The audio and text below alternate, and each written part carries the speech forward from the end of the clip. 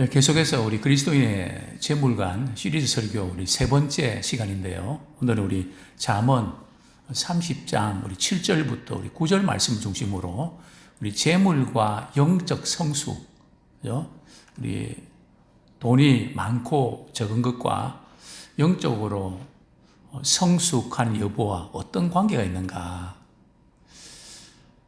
어떤 조직이나 어떤 단체는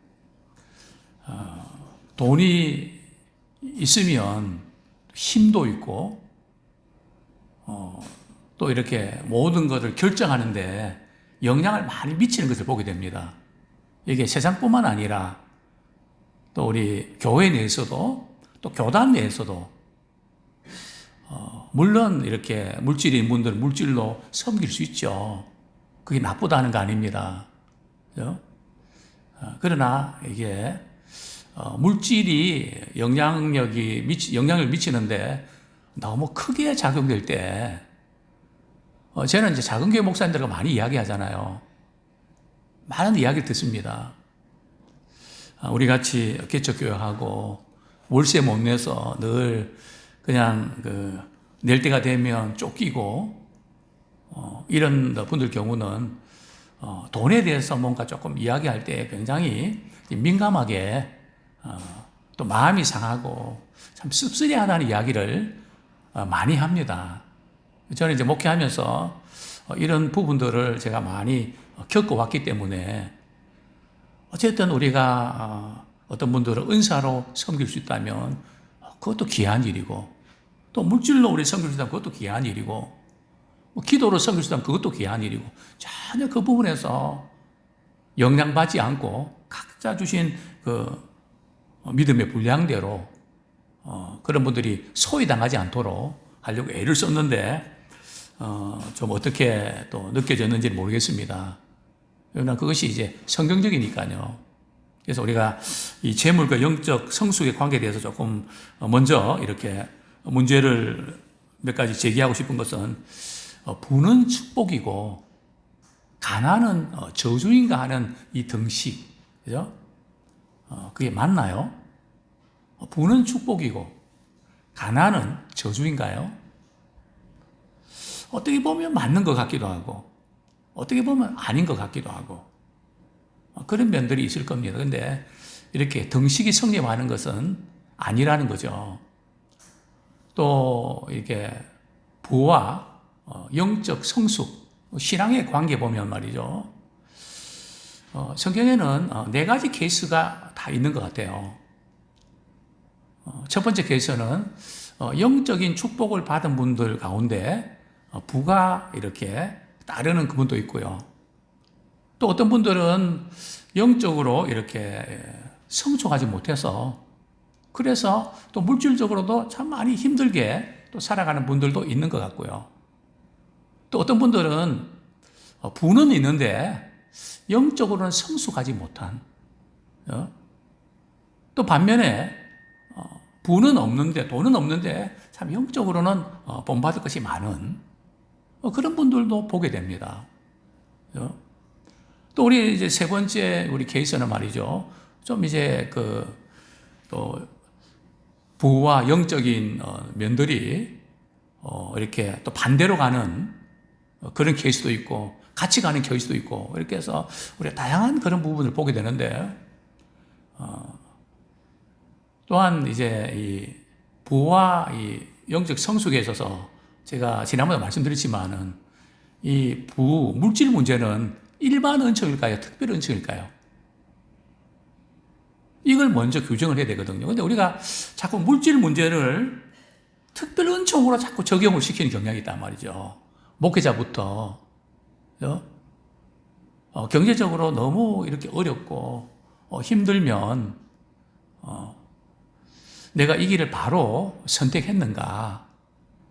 내가 주의 종이 되지 말았어야 되는데 참 그런 이야기 들을 때 마음이 좀 찡한, 부를 가지고 내가 하나님께 소명받은 그 부분들이 영향을 미치는, 물론 이제 반드시 그렇다는 건 아닌데 우리가 생각을 그렇게 좀 하는 경우들이 종종 있다는 거죠.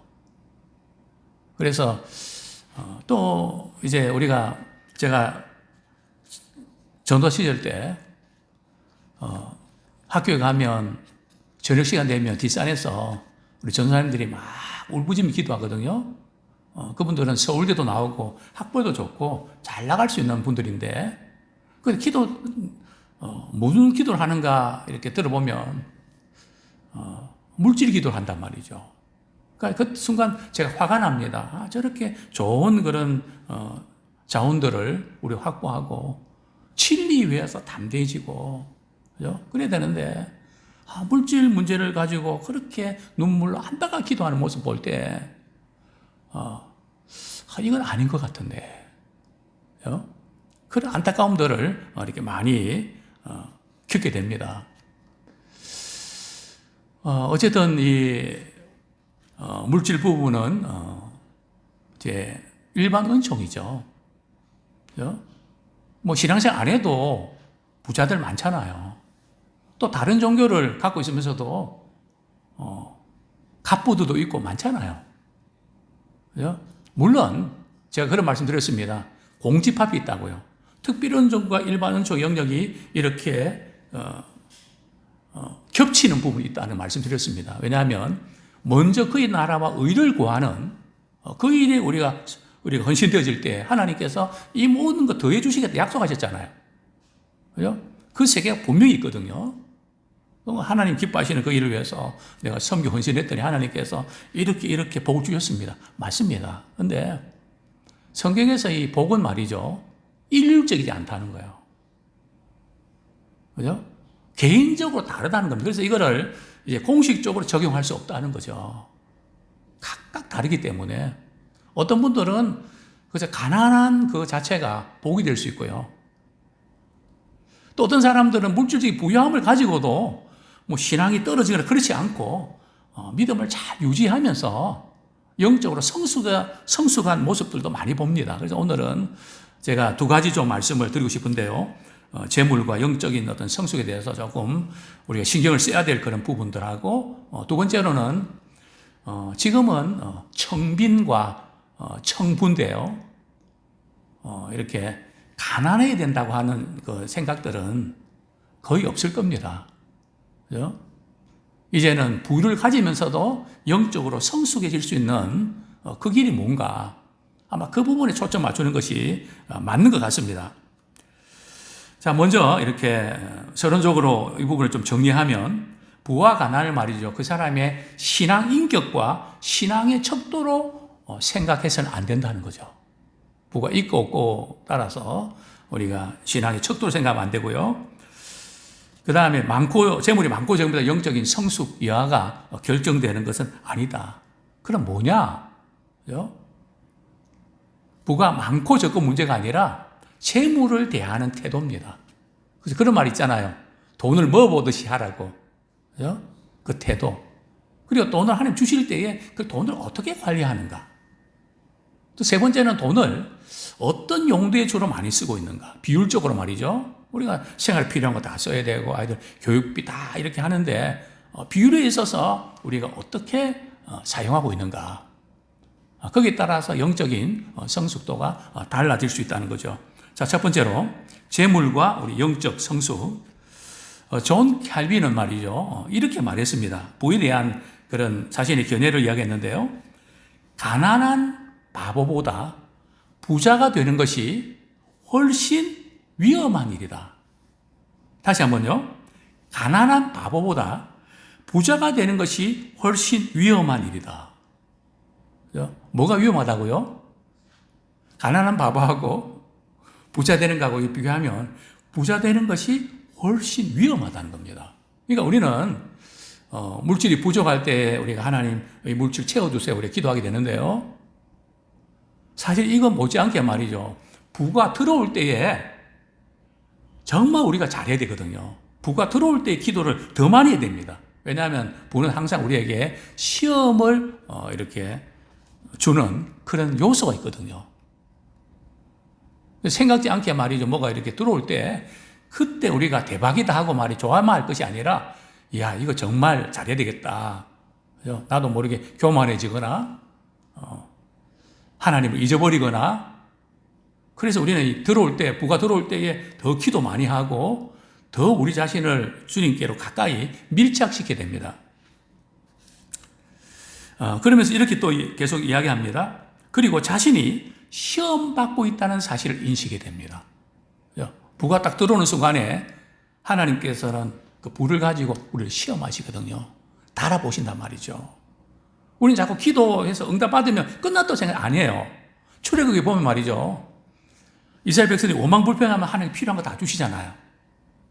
그때마다 그들을 시험하셨거든요. 만나를 주시면서도 안식일에는 거두를 가지 마라 그랬는데 항상 그 부분 달아보신단 말이죠. 우리는 자꾸 끝났다고 생각하고 이제 그냥 안주한단 말이에요. 아닙니다.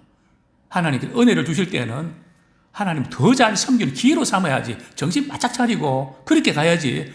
이제는 한시름 놓아도 되겠다. 아니요. 부가 딱 들어오는 순간에 이게 지금 달아보시는 그런 요소가 있구나.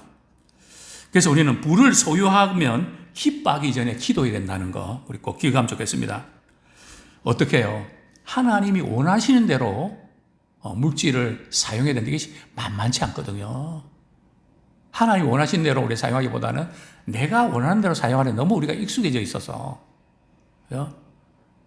이걸 거슬러 이렇게 올라가는 이게 쉽지 않습니다. 그래서 오늘 우리 잠언 30장 7절에서 9절 말씀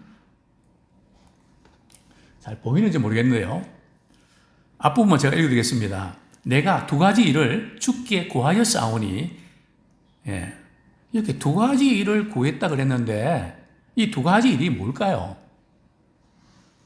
뭘 두 가지 일을 구했다는 것입니까? 우리 8절 말씀 같이 읽겠습니다. 시작.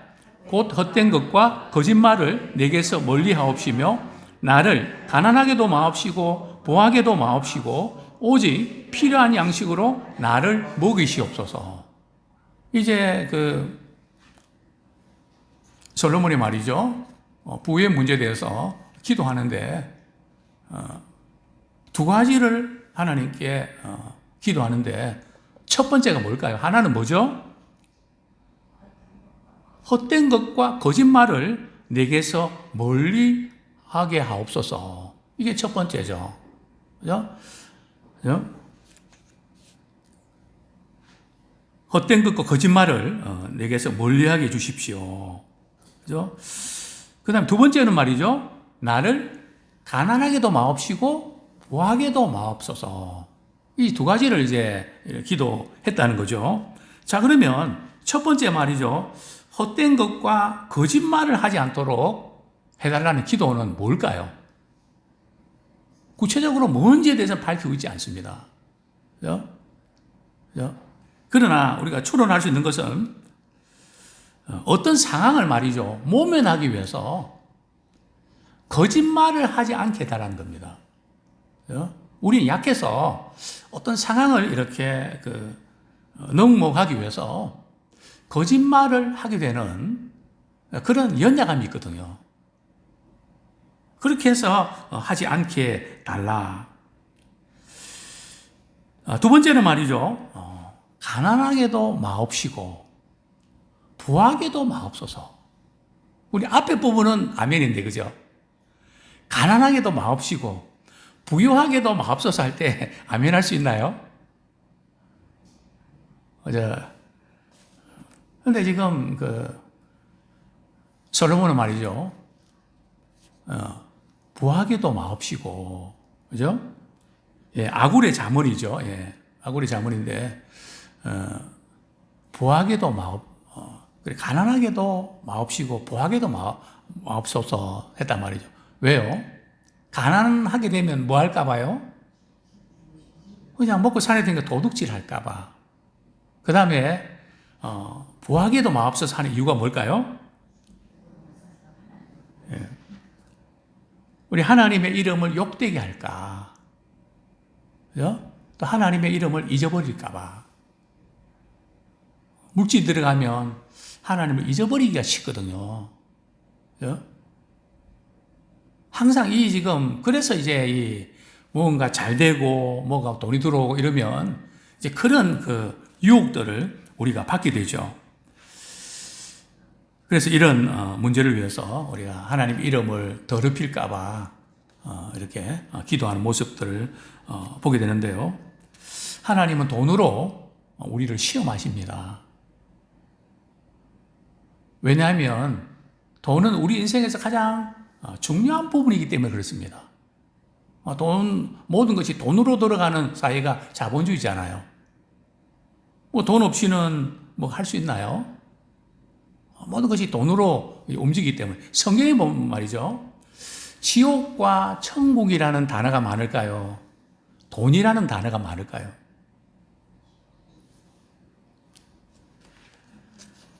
돈이 훨씬 많습니다. 예수님의 그 비유에 보면 말이죠. 거의 비유가 돈 문제입니다. 거의 돈에 대한 비유를 많이 드셨거든요. 그것은 우리의 삶과 직접적인 연관이 있어 그런 거죠. 절대 성경은 뭐 돈에 대해서 굉장히 뭐 이렇게 터부시하거나 그렇지 않습니다. 그죠? 뭐 부정적인 입장을 취하는 것도 아니고요. 많이 이 부분을 이제 이렇게 다루고 있는데요. 문제는 돈으로 무엇을 하느냐, 그죠? 돈 가지고 어떻게 하느냐. 거기에 따라서 우리의 영적 상태, 우리의 내적 상태가 이렇게 내적 상태에 반영한다는 거죠. 즉 성숙한가, 성숙하지 못한가 이 부분들을 이렇게 돈 문제. 그래서 그런 이야기 많이 들으셨죠. 진정한 회개는 뭐가 해결된다고요? 지갑이 회개하지 아니하면 그건 진정한 회개가 아니다. 그만큼 이 돈의 문제가 중요하다는 거죠. J.I. 패크라고 하는 분이 있는데요. 돈과 영적 성장의 관계를 이렇게 말하고 있습니다.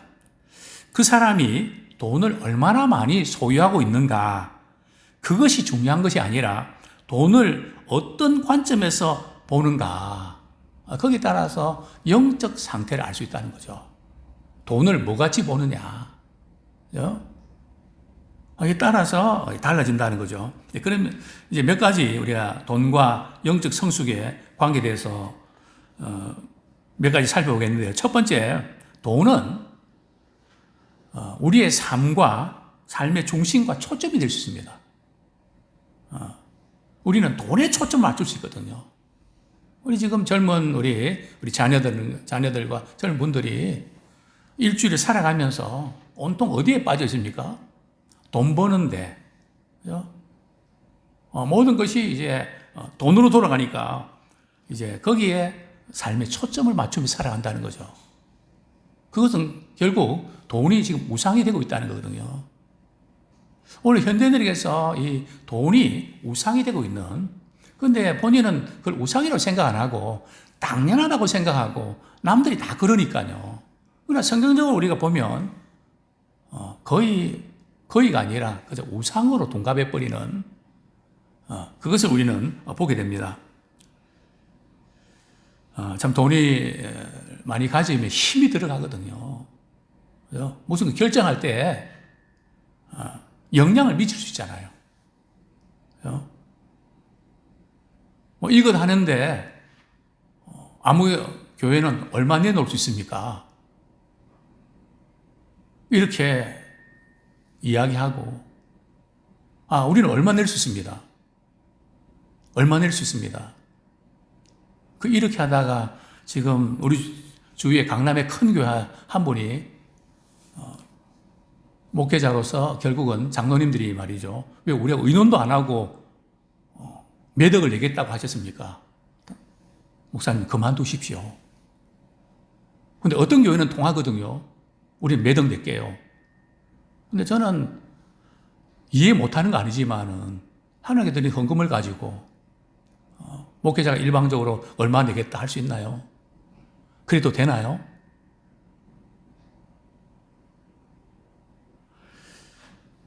그 부분 참 조심해야 됩니다. 그죠? 왜냐면 이게 이제 발언권하고 영향력 이렇게 하고 연결이 있단 말이죠.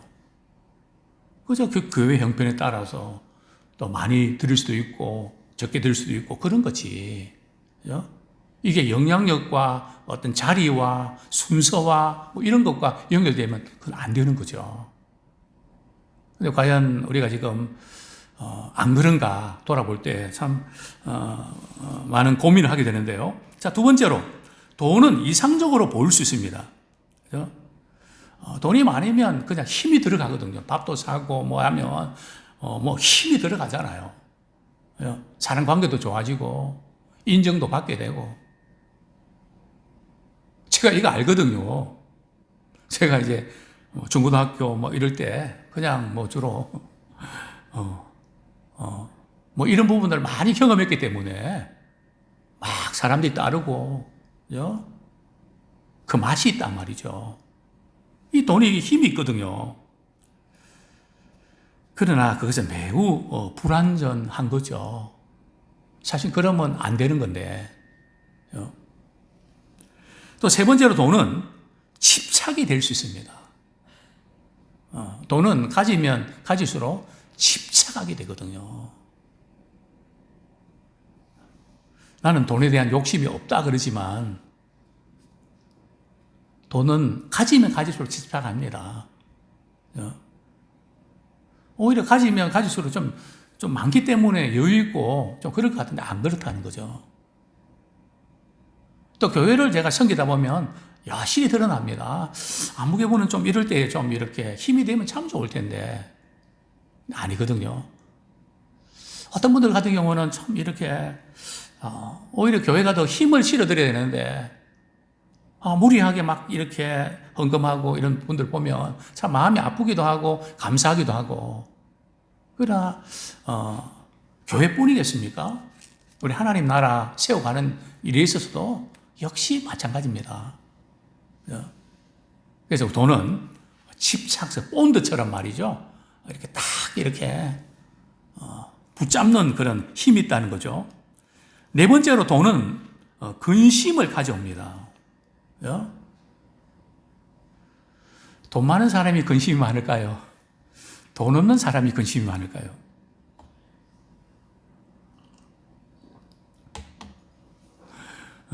제가 목회하면서 참 이 돈에 대한 이야기를 참 많이 들었거든요. 어떤 분은 치매가 왔는데 말이죠. 벽에 잎에 돈을 넣고 말이죠. 큰 방망이 하나 두고 말이죠. 하여튼 뭐 화장실도 잘 못 간대요. 그 사이 누가 훔쳐갈까봐. 참 이런저런. 그래서 제가 늘 자주 쓰는 말이 있잖아요. 돈은 치매 안 걸린다고. 치매 걸린 분도 돈 계산하는 거는 안 걸리더라고요. 다른 거는 걸리는데 돈 계산하는 것은 치매가 없다. 제 경험입니다. 물론 뭐 다른 분들도 혹시 그건 괜찮은지 모르겠지만 제가 이제 이렇게 보면서 야, 돈은 치매도 없고 이런 신경을 많이 쓰면서 살아가는. 근데 이 돈은 근심을 갖게 되죠. 또한 돈은 태도를 바꿉니다. 돈이 있느냐 없느냐에 따라서 말이죠. 태도가 달라진다는 거죠. 힘이 들어가고 갑질하게 되고. 그죠?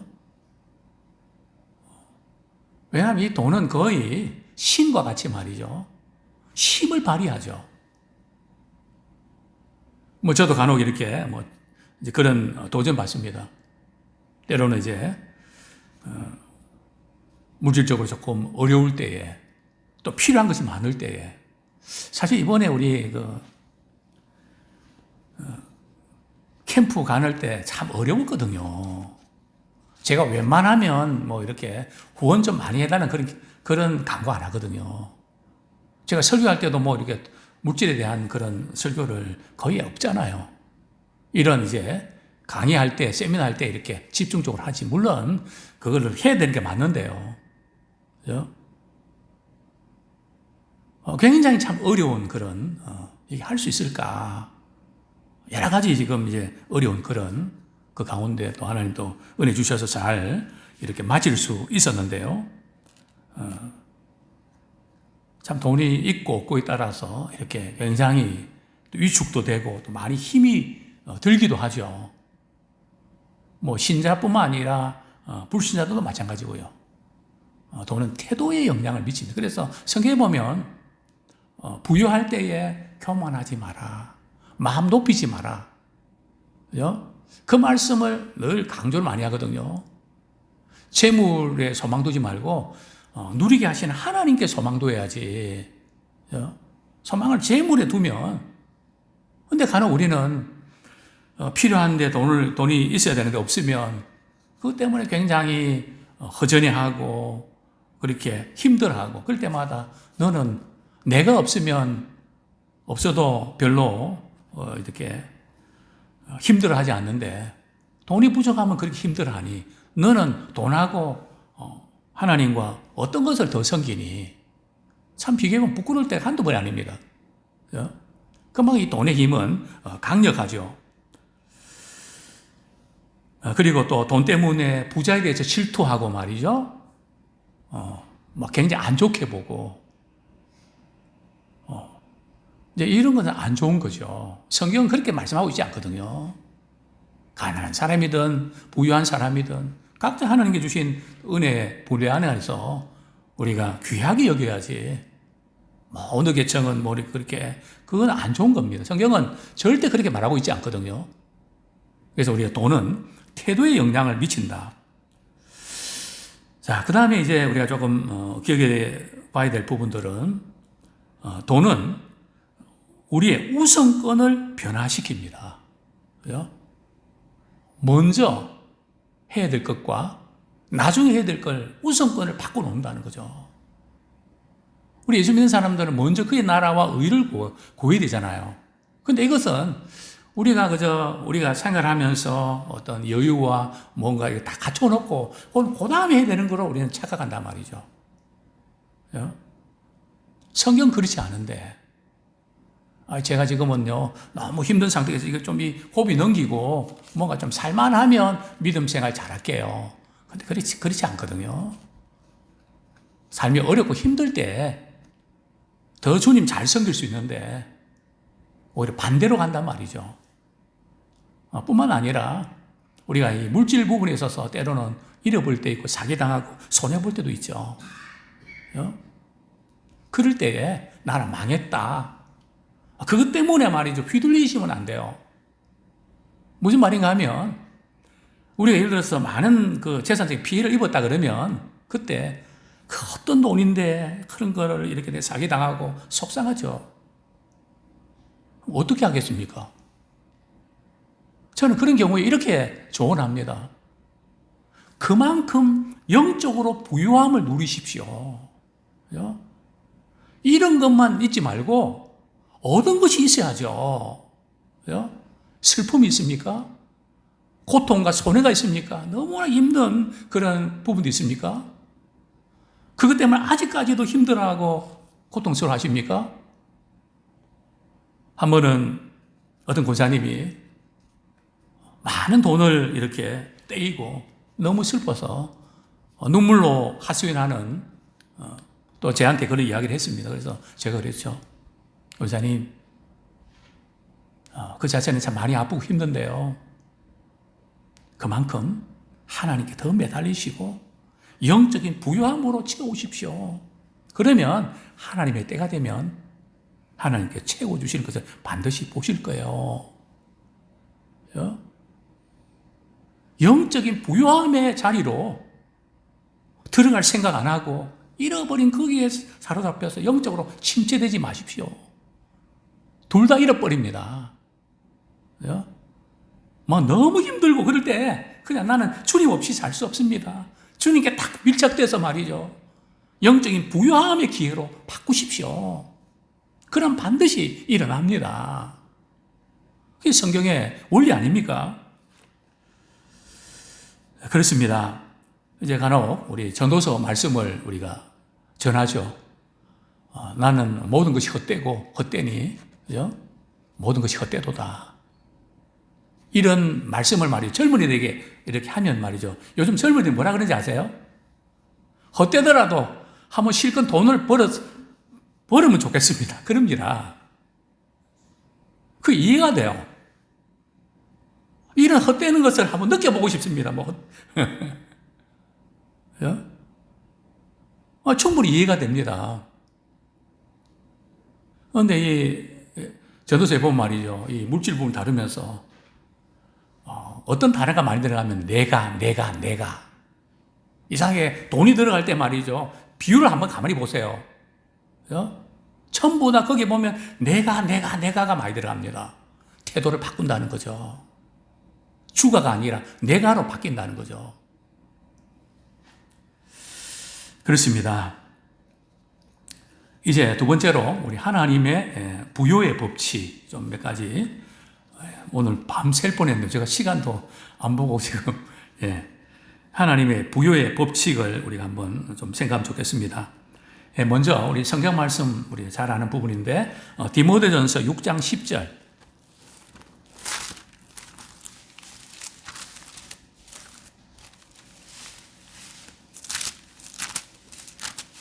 디모데전서 6장 10절 말씀 우리 같이 한번 읽겠습니다. 시작. 돈을 사랑함이 일만 악의 뿌리가 되나니 이것을 탐내는 자들은 미혹을 받아 믿음에서 떠나 많은 근심으로써 자기를 찔렀도다. 그죠?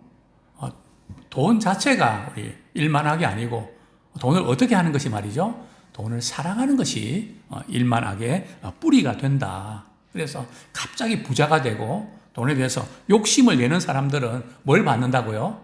미혹을 받는다. 그죠? 미혹을 받으면 나타나는 현상이 믿음에서 떠나게 된다. 뿐만 아니라 찾아오는 것이 많은 근심이 자기를 콕콕 찌른다는 거죠. 이런 코스를 밟게 된다는 거죠. 그렇습니다. 부유해지는 것 자체가 죄악이 아닌데요. 돈을 사랑하고 첫 자리에 두는 거. 무슨 일 할 때 돈이 얼마 드냐고. 물론 우리가 따져야죠. 돈이 없으면 못하니까요. 그러나 이순위가 돼야 되는데 항상 돈이 있냐 없냐 그걸 먼저 따지는 그런 우리가 아닌가. 또 성경은 말씀합니다. 우리 그리스도인들에게 주신 약속의 복이 있죠. 우리 갈라디아서 3장 14절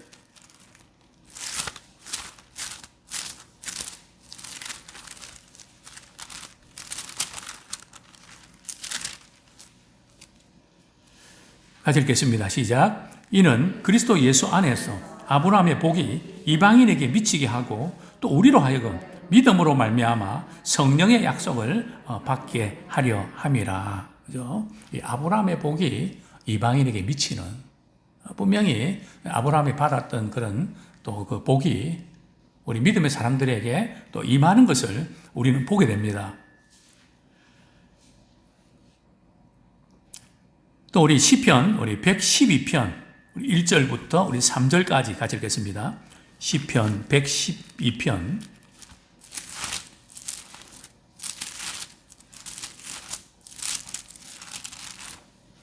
1절에서 3절 같이 읽겠습니다. 시작. 할렐루야. 여호와를 경외하며 그의 계명을 크게 즐거워하는 자는 복이 있도다. 그의 후손이 땅에서 강성하며 정직한 자들의 후손에게 복이 있으리로다. 부와 재물이 그의 집에 있으며 그의 공의가 영구히 서 있으리로다. 그죠? 하나님을 경외할 때에 그 후손들이 말이죠. 부와 재물이 그의 집에 있게 된다. 분명히 이 약속이 있죠. 뿐만 아니라 예수님이 부유하신 분이신데 우리를 위해서 가난해지셔서 우리를 부유케 하기 원하신다는 것을 아십니까? 우리 고린도후서 8장 9절.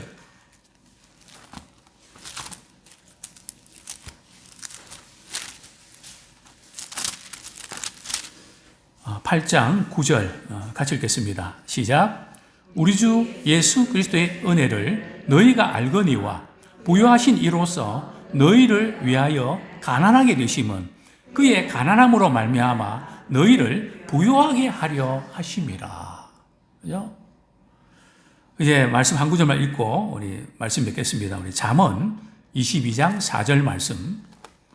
잠언 22장 4절 말씀.